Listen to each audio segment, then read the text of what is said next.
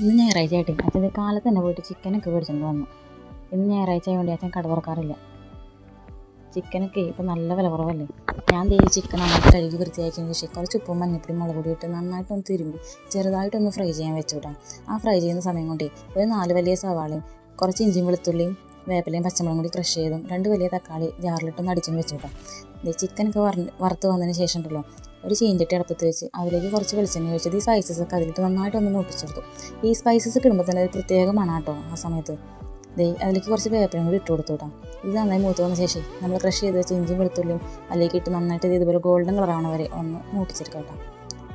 ഈ സമയത്ത് നമ്മൾ അരിഞ്ഞു വെച്ചിരിക്കുന്ന സവാളയില്ലേ അത് അതിലേക്ക് ഇട്ട് കൊടുത്ത് നന്നായിട്ട് അതൊന്ന് വഴറ്റിയെടുക്കാം. സവാളയും നല്ല ഗോൾഡൻ ബ്രൗൺ കളറായി വരണം കേട്ടോ. ഇതുപോലെ ഇരിക്കണം സവാളയുടെ നിറം. ഞാനിതിലേക്ക് 2 സ്പൂൺ മുളക് പൊടി 3 ടേബിൾ സ്പൂൺ മല്ലിപ്പൊടിയാണ് കേട്ടോ ചേർക്കുന്നത്. മുളക് ഇത്തിരി കുറവാണിട്ടുണ്ട്, അച്ഛനധികം എരിവ് പറ്റില്ല. അത് നന്നായി മൂത്തത് പച്ചമണൊക്കെ മാറി വരുമ്പോഴേ അതിലേക്ക് അടിച്ച് വെച്ചിരിക്കുന്ന തക്കാളി ഒഴിച്ചു കൊടുത്തു കേട്ടോ.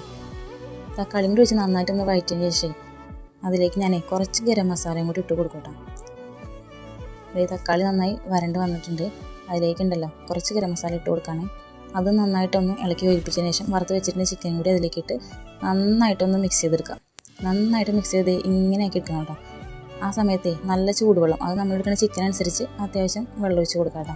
എന്നിട്ടൊന്ന് മിക്സ് ചെയ്ത് യോജിപ്പിച്ചൊന്ന് മൂടി വെച്ചൊന്ന് പൊരുക്കി വരണം. ഞാൻ ഇതിലേക്ക് കുറച്ച് സോസും കൂടി ഒഴിച്ച് കൊടുക്കണം കേട്ടോ. വേറെ ഒന്നല്ല, ഞാൻ ചിക്കൻ കറിയൊക്കെ വെക്കുമ്പോൾ കുറച്ച് സോസ് ഒഴിച്ച് കൊടുക്കാറുണ്ട്, അതെനിക്കിഷ്ടം. അപ്പം തന്നെ കുറച്ച് കുരുമുളകും ജീരകം കൂടിയും ക്രഷ് ചെയ്തും കൂടി ഞാൻ ഇട്ട് കൊടുക്കുകയാണ്.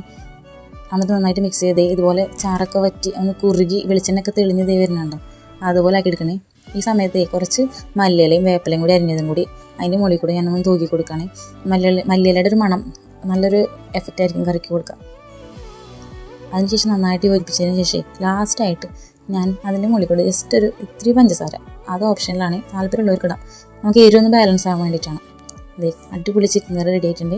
ഇങ്ങനെ ഒന്ന് ട്രൈ ചെയ്ത് നോക്കട്ടെ. താങ്ക് യു, സപ്പോർട്ട് ചെയ്യണേ.